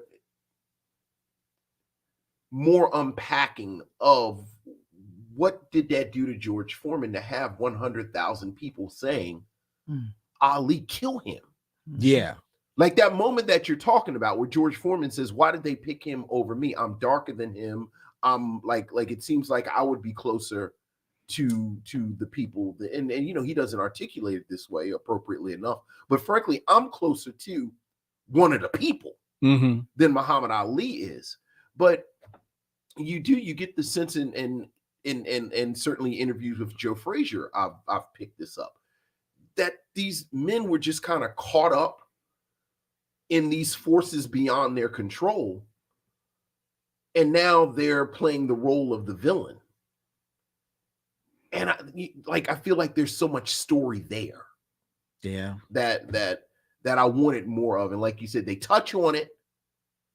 And then you see like Muhammad Ali is very aware of the power of all of these people yelling his name and yelling, kill him. But that power works both ways. And I wanted more of that you don't get in this. But again, I think the narrative is so strong, it's almost no room for it. And sadly, if there's a very interesting gender perspective that erupts in this story that I was troubled by. And I saw it come up at least 3 times because I'm not quite sure, maybe y'all know a little better than me, but the identification of the African female singer. Yeah, that was Miriam Makeba. So she was eventually utilized. That's what I thought it was. And she was eventually utilized as the succubus. Yeah, the succubus with the shaky Succubus, hand. right. Yeah. And she was and it's very interesting in that part of the storytelling because of all of the shots where there was that lingering, that transition. Yeah. As that part of the story is being told, and she, and her particular microphone skill as a performer was being used to underscore that story. I was troubled by the vilification of a Black woman, of a possible misidentification of a spiritual dynamic and belief system, and that being used again to further underscore the good and evil. And that it was a Black woman's face, a beautiful Black woman and a talented one at that, that was basically being utilized as a serpent. Yeah. That because I mean, first of all, the Black women in this, and hers was one of the few voices, one of the few Black women voices that was heard. And she wasn't identified. She was never identified. That's what I thought. Yeah, so she was not identified. If you don't know that is Miriam Makeba, exactly. That's it. Well, that speaks to my other issue, appropriately enough, that Summer of Soul does so much better. I thought it was, in hindsight, a misstep that the only voices that you hear in the current time who were there were the 2 white men, Norman Mailer and George Plimpton. So that they and a brother. Well, Spike Lee wasn't there. No. There was the African brother. Right. Yes, Yeah. You're right. But I didn't get the sense he was inside the camps. No, he wasn't in the camp. He was there. He was but there. He wasn't inside like George Plimpton and Norman Mailer. Right. So that duly noted. Right. When George Plimpton, who actually put together that narrative of, he went to see the witch woman and she said that the woman with the shaky hand was going to get George Foreman. And they were there was this paternalism that you get with those old sports writers where, George was such a wonderful physical specimen. Yeah. His negritude. Right. Yeah. Right. I definitely heard. I was like, right. Like you felt like you were reading some Hemingway talking about the big Negro. But with Mailer, you would expect, and I gotta say, as much as I can't stand Mailer, I got big respect for him because Mailer lived it like he talked it, and he's a fighter, and that was very clear. Yes. In how, and he broke some things down that absolutely that a person that doesn't know how to throw hands, couldn't do. Mailer was perfect for his role. And I just know Ebony had at least 4 sports writers there too, that at least 2 of them are still wandering around. They could have been in. Yeah, but they were also reporting on what else was happening. Yeah, and like you're saying, there's a whole lot of stuff. A lot of stuff is not happening. It's kind of alluded to, especially with the president Mbutu, and they talk about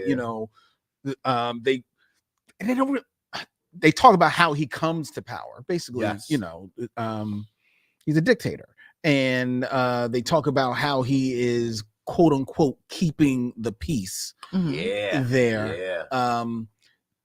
And it's not. That's one of the things that I think definitely hindsight, you may be getting a little bit more Right. of, Because context matters. it does very much so, and it's also, unfortunately, fortunately or unfortunately, depending on your point of view, a little bit of a window into the world that Don King traffics in, that he makes this deal with the devil in order to pull this off. Now, here's my question, and this is an actual question, because again, I don't actually know. Like, as someone from the outside who has heard about Don King, and Don King obviously is a figure well throughout the 90s. Mm-hmm. Is Don King worse than anyone else who deals in this world? Yes. Okay. All right. So how does Don King pull off being Don King when other people like it just seems like, well, I mean, this was also very early. I think this was the first big one. Yeah, this is his first big one. Okay. So this is the one that puts Don King on the map. Okay. Yeah. So after this, he uses this to build up Don King, right? So, but even while he's doing that, he got George Foreman $5 million. He got Muhammad Ali $5 million. I think because of George Foreman, and they kind of touch on it, because of a bit of a tailspin mentally and emotionally that he takes after this fight, he kind of like leaves the scene for a few years. Yeah, oh yeah. But Muhammad Ali, as we know, stays on, and Don King is right in them pockets. And he's rifling them pockets, and he's using that entree to get into other avenues, to get into the lower weights, and he steady rifling pockets left and right all throughout, man.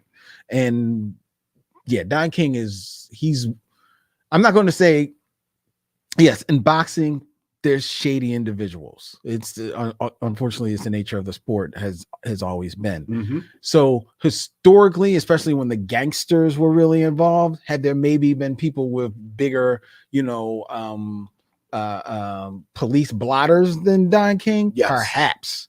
But considering that Don King more often than not was robbing from his brothers, right, Don King was worse. Okay. In my viewpoint. I don't know if Bobby shares that same. Well, Don King was also working in tandem. It was not, he pulled it off, but one of the voices that showed up prominently, especially discussing the music and the history, was Lloyd Price. Yes. Oh yeah. Yes. Yeah. You cannot escape what Lloyd Price brought to, because there's no way that category of musicians would have been there if Lloyd Price wasn't a part. And that is the key to bringing this thing full circle. Look, for Don to do whatever he did to get that 10 million. So I can't even imagine the cut that Lloyd got. The documentary that I walked away wanting, there's a moment in here where it's Lloyd Price, Don King, and Mustache James Brown in a room talking about Black empowerment. Oh yeah, because I think Muhammad's just sitting there the quiet. Power of collective action. Yes, and I said, okay, where's the footage of this conversation? But so that opens Lloyd up. Price was fantastic. Oh, no question. I mean, there's a play or something that's going on right now with Lloyd. Yeah. Again, one of the rare times that you see a Black man of his stature coming from, I dare say, will there be the Quincy Jones play? But I mean, Lloyd comes in and spans, pretty much like Quincy. I mean, he spans so many generations. And his business acumen. Oh yeah. Yeah. But there was the film Soul Power. That's the documentary about the concert. Oh, you know what? I remember that. I do remember and that. I wish I had seen that in conjunction with what I'm watching or had watched for what we're discussing. Right. I remember because that would give a whole nother. So now we've got homework. You got to go watch. Because I mean, I've seen portions of that, especially the spinners. Yeah, from 2008, Soul Power. Yeah, that's Yeah. right. Soul Power. So I mean, Good because pull. the fight was delayed Mm-hmm. because of the injury right To George Foreman. that George Foreman suffered. But the concert couldn't be delayed. That had to Right. go on. And those guys had other gigs they had to deal. So that is like, look, you boxers, y'all can linger here another several weeks. Mm-hmm. And that created its own dynamic, Right. which again, and I've only just, I haven't even opened the door to it, but that's where the Ebony and Jet gossip comes in, because during that extended time period,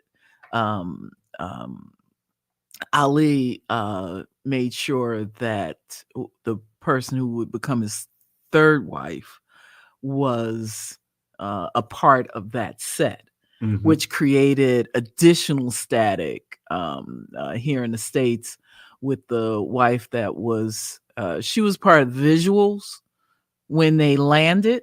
She went over, but she had a family to tend to. So she came back when the training began.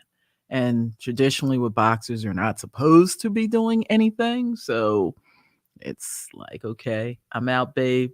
Bring home that 5. See you when you get back. But instead, there were a lot of things that were going on with Ali. And reportedly, George Foreman stayed the course. Mm-hmm. He was not wasting his energy, such as it were, in that dynamic, which is why he was hitting those boxing bags like he Beating the shit out of him.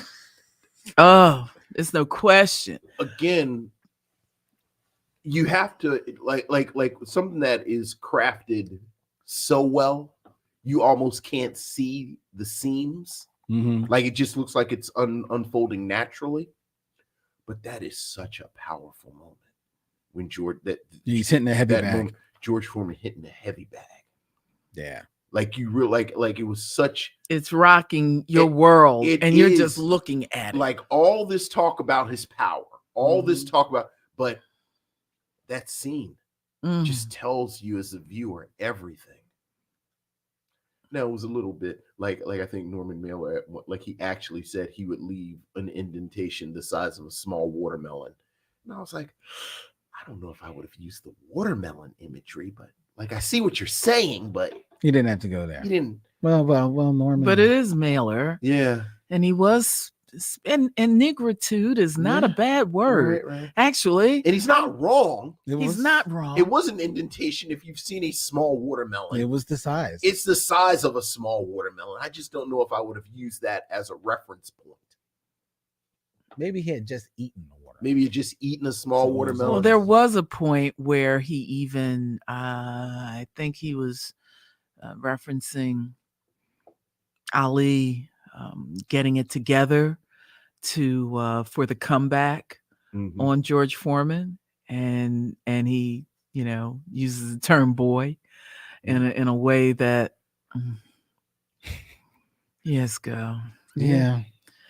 But it is Norman Mailer, and I'm not surprised. And again, he's not one of my more beloved individuals, but I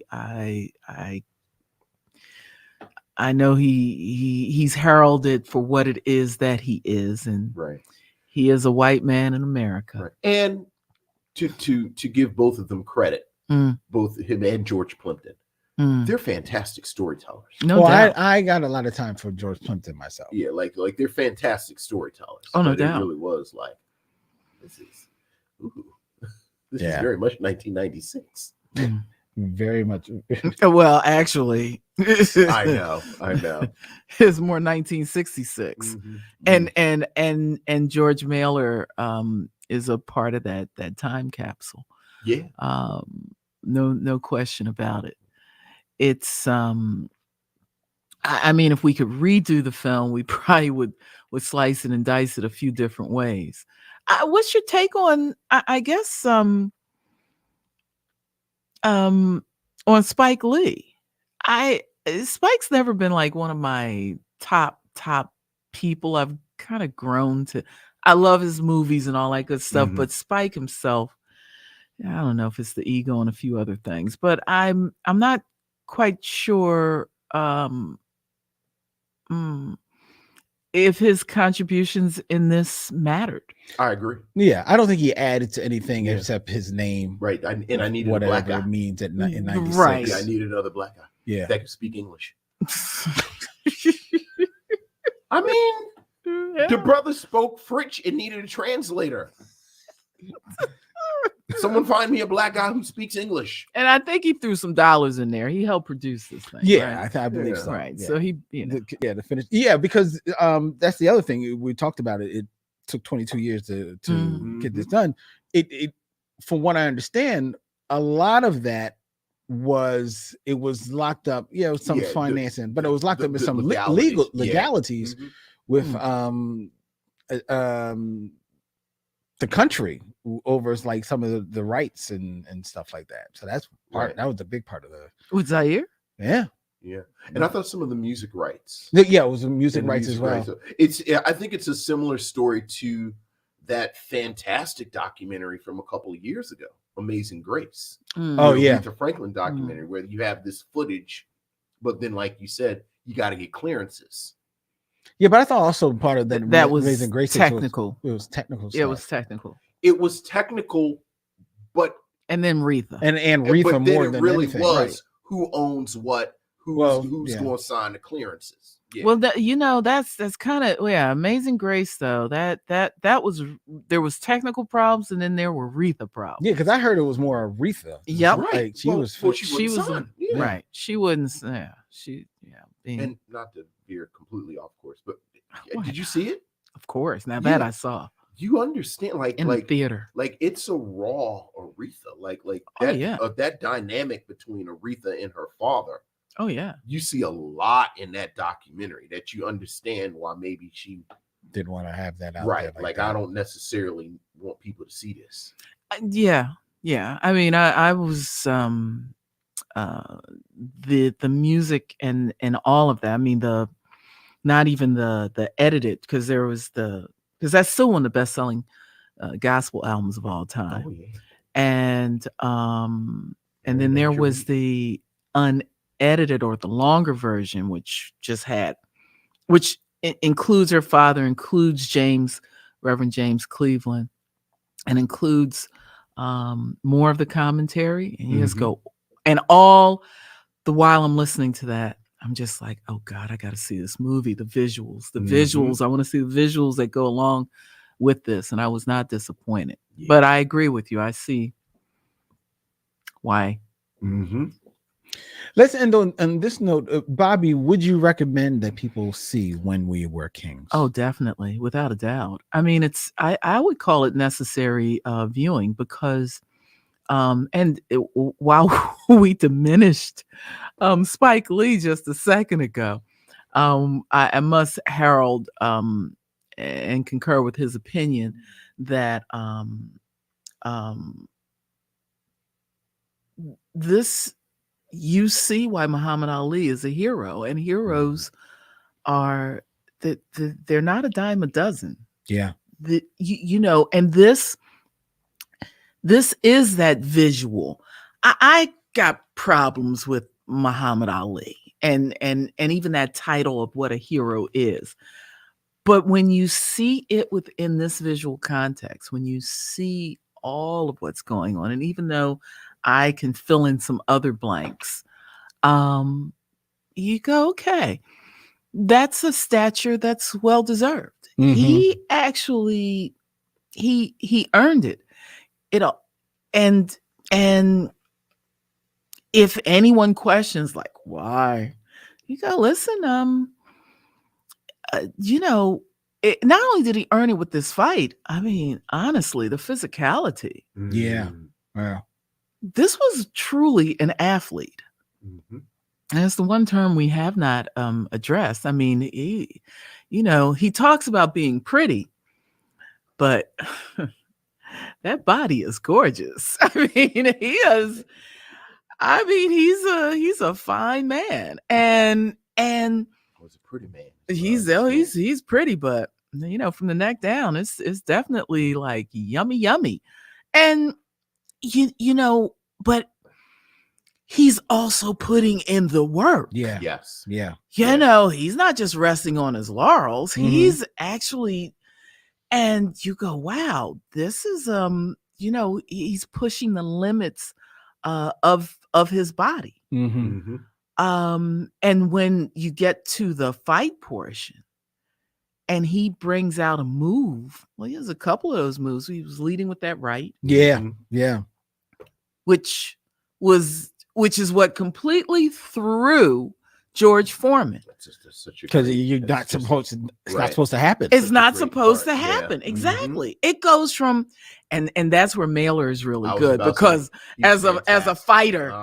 fighter, it really comes through. Yeah, I he broke it mean, down. he really broke it down, Mhm.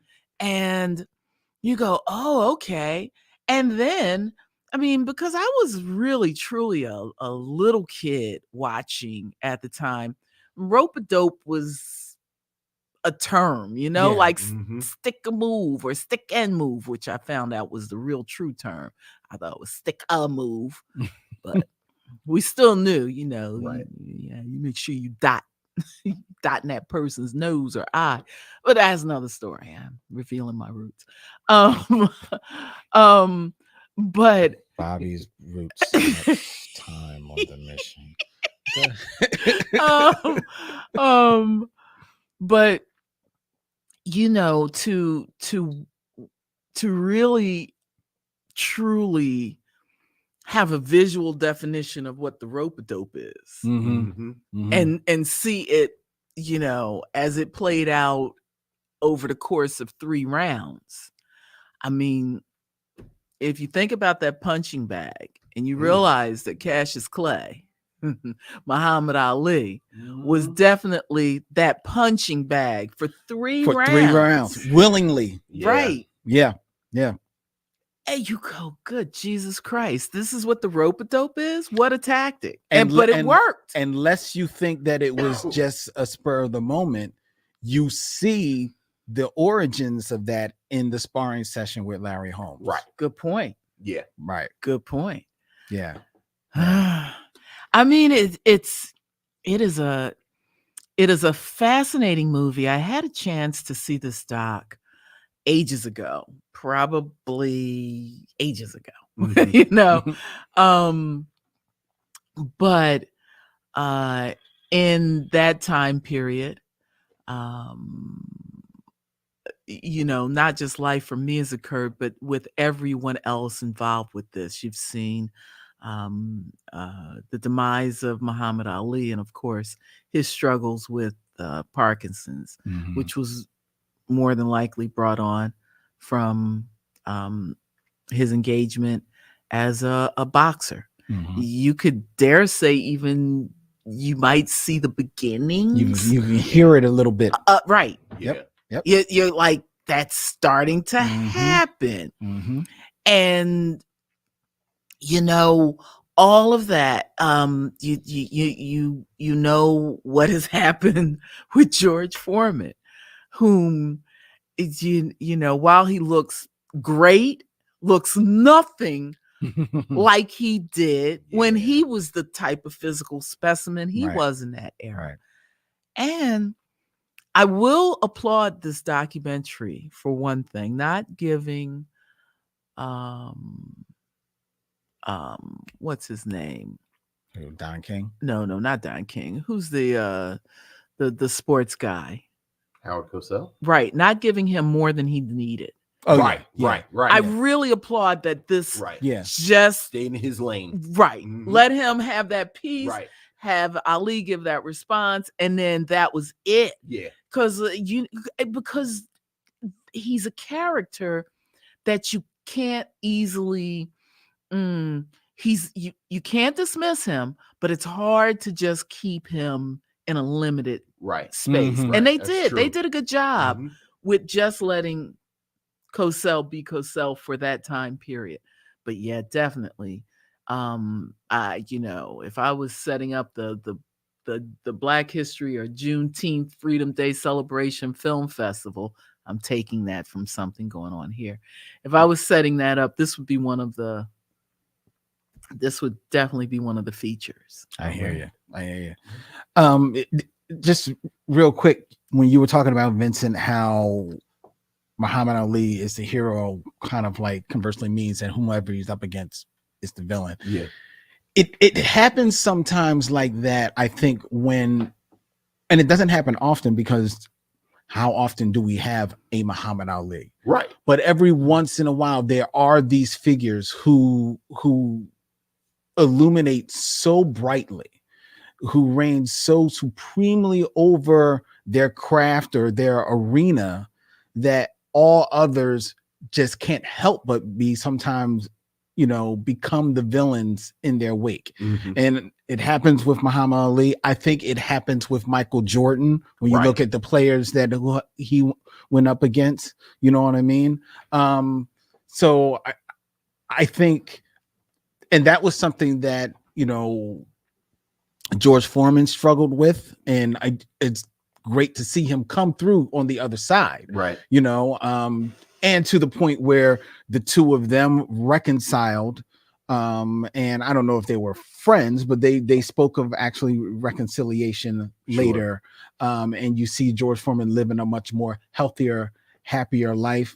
I think someone who definitely got mired in that is, we've talked about Joe Frazier. Sure. And which is the cause with some of my conflicting feelings about Philadelphia's own Joe Frazier. Philadelphia's own. Yes. Represent. Yes. All right. Anyway. Hey, the source of Rocky. Thank you. That they hate to admit it, but darn it, Rocky is Joe. Anyway, yes. So that being said, I would recommend that people see When We Were Kings. Of course. I think that it is one of the better documentaries that I've seen over the last, this movie is now over 20 years old, 25 years knocking old. on 30. Yeah. So, and it's a time capsule, and it's the best type of time capsule, because I don't think it's slightly editorialized. I can't say it is not 100% editorialized, but it is very much a window into that world. Yeah. I think, just like we've all alluded to, you could probably take whatever is edited out and come out with a just as equally captivating documentary, maybe even a little bit more so. But I think it's definitely something that people should see. And I will go 3 for 3. Absolutely.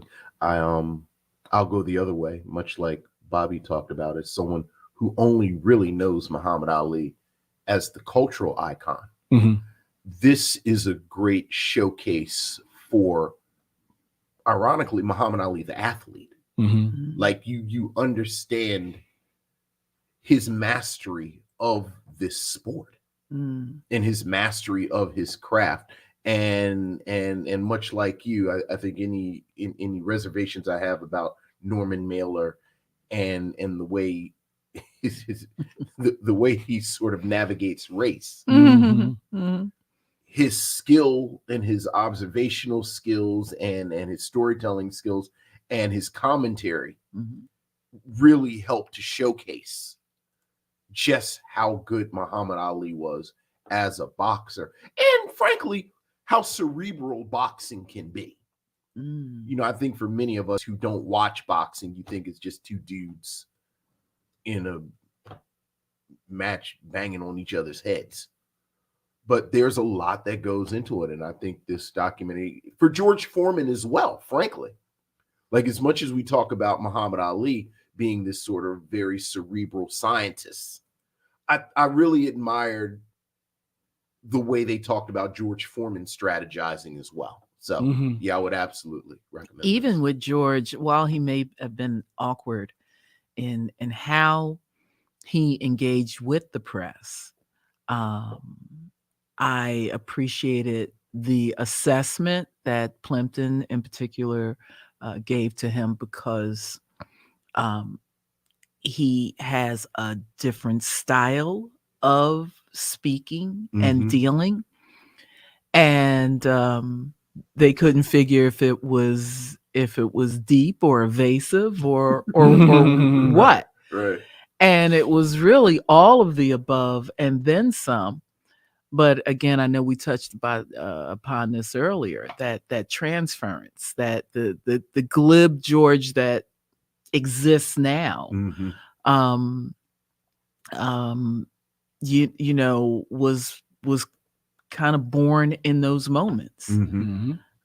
And obviously he had a master class. How Just about being that? there. How about that? I mean, gosh, we only saw just a portion of Ali going the route that he went in terms of just his incessant rhyming and the way he deals with those conversations and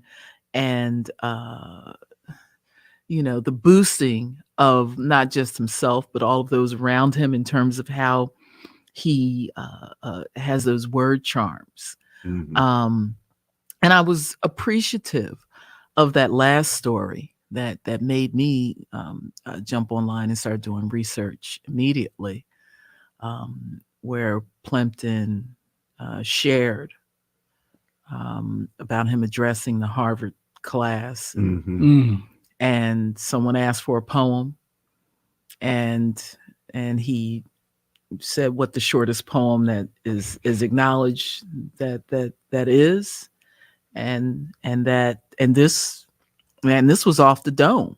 We're talking about a Muhammad Ali who is in the throes of the process of dealing with Parkinson's. Mm-hmm. And he left his notes and he responded, "Me, we." Yeah. And that is, if you go and search or whatever. I mean, there are campaigns that have been set up in the UK. All of this still goes back and credits Muhammad Ali with delivering the shortest poem in human history, and something that is potent in terms of activism and social consciousness, and even an understanding of simply our place in this world. Right. So it's a dynamic presentation that goes beyond the physicality. Yeah. And ends on that cerebral note. Yeah. You know, and in the end, is respectful at all times. Mm-hmm. To the sport of boxing and its participants, even a Don King. Even a Don. He is handled with respect. Yeah, you can't ask for more. There you go. All right, ladies and gentlemen. Well, that is our review. Yes. Of When We Were Kings with our very special guest, Bobbi Booker. Bobbi Booker. Hey, Bobbi Booker. You hear any noise? Just me and the boys. Bring out my little Ali Johns. You know what I mean? I hear you. People have been blowing us up asking where they can hear you, Bobbi. Oh, wow. I know they can listen to Bobbi Booker on WRTI 90.1 FM here in Philadelphia. Yeah. Or you can listen to you live online. You can go to the website, WRTI.org. Yes, you can. I'm on every night, Monday through Fridays. I host Jazz Through the Night from midnight to 6 a.m. Every second Sunday, I have a show that's my heart show, and that's called Spirit Soul Music on WRTI from 6 a.m. to 9 a.m., where we explore the spiritual message in secular music primarily. So all that stuff you used to listen to back in the day, the Earth, Wind, and Fires, and all those prayers, because there's one thing about Black music that's really interesting, primarily Black music. But, you know, our first stages for the most part were the church. Mm-hmm. And all of those artists that became big, if you go back and pull out any of those albums, the last song on almost every album is dedicated in some way or another to a spiritual message. Mm-hmm. And so I'm out there looking for those charms. So I do all that work so you don't have to. All you gotta do is listen. Yep. And what a joy and a treat to hang out with you gentlemen. You know, your show, I don't want to lose that. Your Sunday show, you introduced me to one of my new favorite songs. Who what? Oh, Life is a Moment by Roy Ayers. You know, that's your joint. That's my That's my joint. That's right. It's how we Life go is out. a moment. That's right. Don't you dare forget. That's right. Oh, look. Boy, someone actually listens. I like him. I'm A lot. not joking. I know. I'm actually a fan. Oh, shit. I think Yeah. I'm going to flush tomorrow. Bobby, you just do not know the conversations your show has sparked here before the mics turn on here on the Michelle Mission. Oh, listen. And Toya says she is totally into this and will be definitely Thanks, tuning Toya. in for Bobby. Bobby, thank you Yes, absolutely. so much. All right. Let's do it again. Please. Because we already did it again. So let's do it one more once. Please come back whenever. I'll go watch something. Bobbi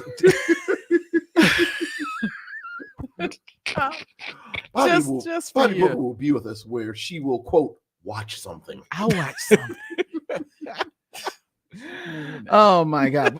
Before we're going to tell you what we'll be watching next week, ladies and gentlemen, I invite you to check out the Michelle Mission, 2 men, 1 podcast, every black film ever made on michellmission.com, where you can hit swag and check out all the cool designs and gifts that we have available for your buying pleasure by way of our good friends at T Public, including our 6 Degrees of Derville Martin collection, Really? which we've gotten a couple of people sending us the pictures. If you got your Derville Martin swag, please send us a picture, put it in our Facebook group so that we can shout it out to all of our followers. I'm talking to you, Pharaoh.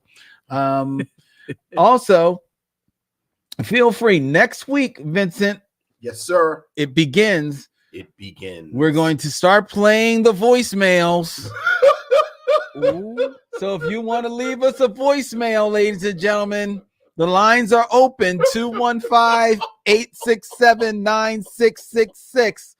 Tell Vincent Len what's on your mind. The Michelle voicemail. It's a thing. Yeah, yes, it is. Let us know what's on your mind. Doesn't matter. Tell it. We're right there. Or if you feel moved, you can still send us an email at michellemission@gmail.com. Follow the Michelle Mission on Instagram, Facebook, Twitter at Michelle Mission. Subscribe on YouTube and Twitch at Michelle Mission, which is a proud member of The Podglomerate, thepodglomerate.com. They make podcasts work. And if you really want to help our show, please give us 5 stars on Spotify or Apple Podcasts, because that's the way people find our show. Yeah. Next week, Vincent. Yes, sir. Oh, Bobby, you might wish you were here for this one. I won't be. We are going to the year of 1959 Ooh. for a film that is equally hard to get, but we have secured a copy of. Ooh. Dorothy Dandridge. Uh-oh. Sidney Poitier. Uh-oh. Sammy Davis Jr. Summertime and the living is easy. Porgy and Bess, ladies and gentlemen. I love Next you, week. Porgy. It ain't necessarily so. Holla. No, it is necessarily so. Next week here on the Michelle Mission. Oh, I'm there. this is one of them right here. Yes, sir. Yes, sir. Yeah, boy. All right. Until next week, ladies and gentlemen, he's Vincent. I'm Len. And in parting, we say, We'll see when it's time to meet again.